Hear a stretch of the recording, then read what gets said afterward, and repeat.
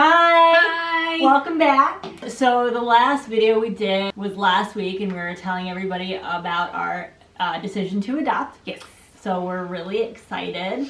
And then we asked some family and friends on Facebook about any questions they might have for like the process that we're going through with adoption. And we got some good feedback, so we have some questions here. Yeah. But before we get into that, I do want to thank you for watching. Yes, thank you. It helps grow our channel. So if you haven't subscribed yet, please do so. It'll really help us. Or if you want to share it, that's good too. So the first question that we got was, what are the requirements for adoption? So one of the big ones is your age. So to adopt, you have to be at least 18, but to foster, you have to be 21. Yes. And then the qualifications for the agency that we went through, it says to become a foster adoptive parent, you have to be at least 21. Oh. So I think it's different depending on counties, but yeah, according to the one that we go through, it's 21. Yeah. And for other qualifications or requirements, they actually sent us this like checklist thing when we signed up to do the classes last year, so I'll just kind of read you some of them. So applicants must have at least 2 bedrooms, so that way you can't like have that child sleeping on a couch. They have to have their own bedroom. They need privacy. Applicants must have a sufficient and stable form of income, and that is one thing that they will have you do as part of their home study process. Yeah. They have you fill out an entire income form. You have to put down any type of income that you have, whether it be job, side job, anything that you have coming in, and then you have to put your expenses. So what are you paying? What's going in? What's going out? They need to know your bills, your loans, mortgage if you have it, literally anything, because they want to make sure that you are able to afford this, because it's not a cheap thing to take care of a kid. So they want to make sure that your income is stable enough to support yourself and also the kid that's going to be coming in. You must have a valid and good standing driver's license or a reliable plan for transportation. So if you don't have a license, is there a bus stop nearby? So that's also acceptable. Rides, insurance rides, at least in Ohio we have those. Yeah, just any plan for transportation. It doesn't necessarily have to be you. Applicants must be in good physical and mental health as determined by a physician. I think we mentioned this in the last video. We did have to get a physical. Each of us had to get one from our primary care physician. Yep. So that's like a little part of the home study. They just have to make sure that you're in good health. Yeah. I mean, I don't know what the requirements are if your health isn't the greatest. They just want you to be in at least good health to be able to keep up, care for somebody else. Applicants must be free from any drug or alcohol addiction or be in recovery. And you must pass a criminal background check. Yes. So we did that. We did fingerprints. We did background checks. And then if you're a single parent, you have to complete the training sessions, or if you're married, both parents have to complete the training sessions. So that is some of the requirements that you have to have. They have another requirement for legal. Basically, and I'm just going to go down the list of it. One of the requirements is based on felony charges. Yeah, so if you have any of these offenses on your record, you cannot foster or adopt at all. I'm just going to read them so you don't have to look them up.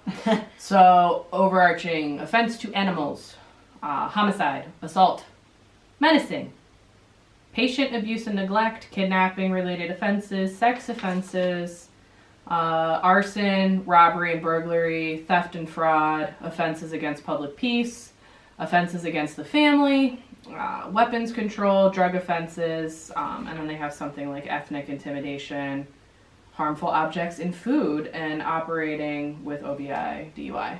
So yeah, but I mean, it's open to people with or without children, men, women, single, married, divorced. You don't have to have your own home, but you do need a steady income. Yeah, you can have an apartment, just as long as it's a stable home. Yeah, one of the fun things that our agency says is that people who believe in being young at heart, no matter what the biological clock says, so they're open. Yeah. And be accepting without judging. Yeah. So those are the requirements that we've come across. In a nutshell. In a nutshell. Besides filling out all the paperwork and completing all the online training. Yeah. that we talked about in the first one.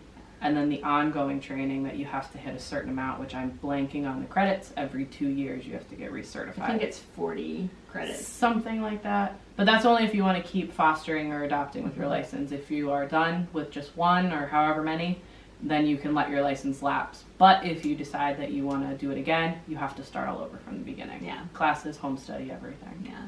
So I think it's probably easier to just do the classes and keep up on your credits, just in case in the future you decide you want to continue fostering or start fostering. Yeah. Or adopt again. Or adopt again. So the next question is, what is the cost? How much does it cost to adopt? So this is from our experience only. It depends on the state and even the county that you're going through.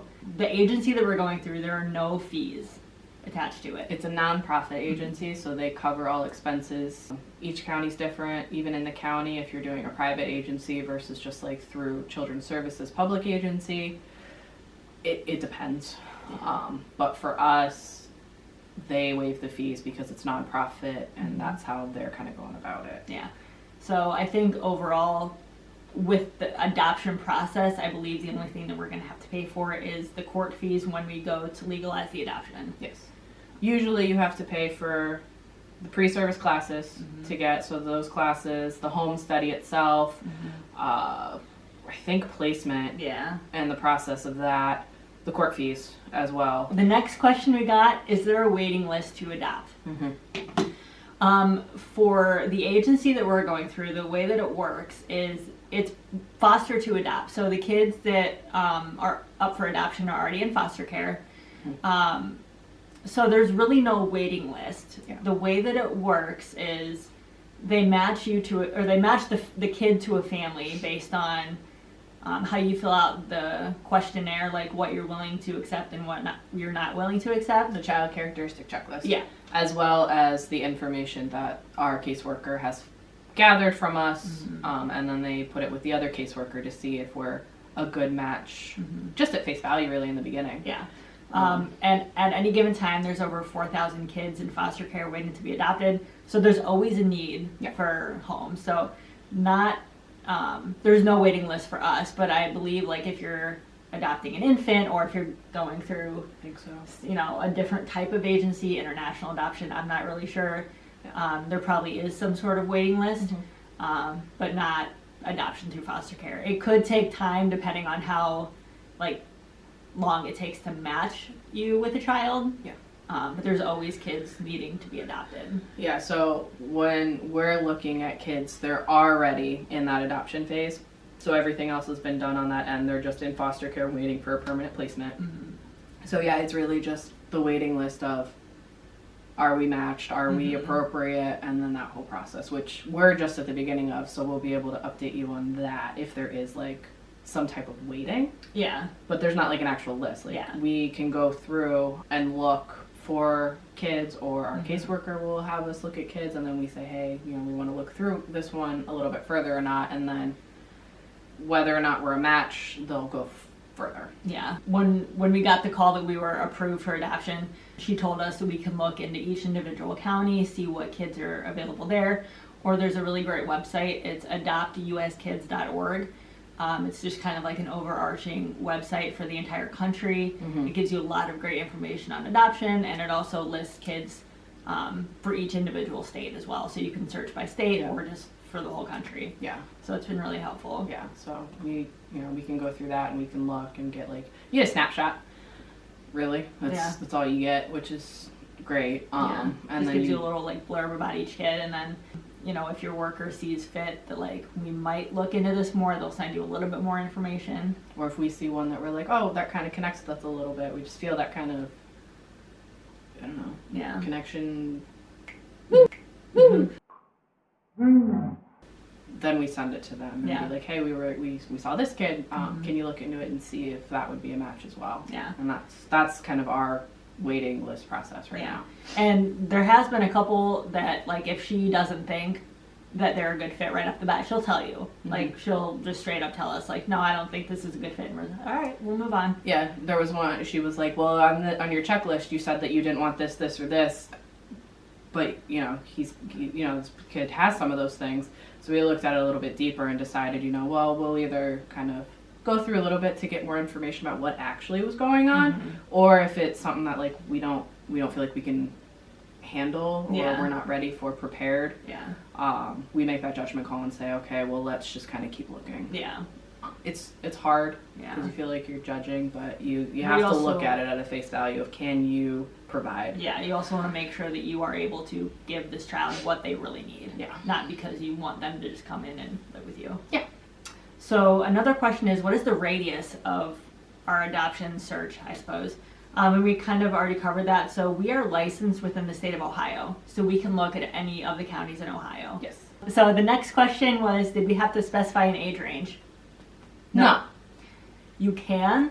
On the child characteristic checklist, there is ages from like newborn all the way to, I think it was 21 actually.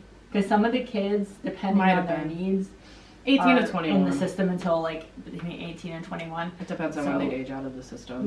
So you can select an age. We did. Or if you don't care, you can just mark all the boxes like, I'm willing to accept all of these. We decided to do between ages 4 and 10, and we decided to go with a boy. Looking back, I mean, there isn't really a huge reason to go boy versus girl. It's not that we're against girls. It was just kind of something I remember on the way home from one of the classes last year. I just asked her, I was like, if you were to pick, what gender would you go with? She said boy. I was like, me too. So we didn't really get into a deep conversation about why. So we just kind of stuck with that for now. If in the future, like if we're unsuccessful in getting matched for a while, like depending on the age or the gender, we might talk about it a little bit more, have a discussion, expand it, and reevaluate. We can always look at our checklist again too, because who knows, as we're looking and learning more about kids, we might change some of the stuff. So then we decided to go with 4 to 10 just because it felt comfortable for us. I didn't feel comfortable adopting or fostering a teenager. There's a high need for it, but just kind of being new to it. We're not around a lot of teenagers either, and we just felt like we would be able to provide more with a kid that's younger. It was about the youngest average we could go without going to a private agency too, because any younger is usually already adopted out, or you have to go through a private agency. It was just kind of an age that we felt comfortable, that we thought like this would be kind of a great age for us to look into. But like she said, we'll reevaluate if we need to, but that's just kind of the age that we went with right now. And the last question is actually a really good question, because I'm assuming some people might be wondering this as well. Us not having a traditional marriage, does that affect how the agency views us? How did we not have a traditional marriage? So if you're wondering what that means, we're both female and we're married. So, so actually no, the agency that we are going through is very open.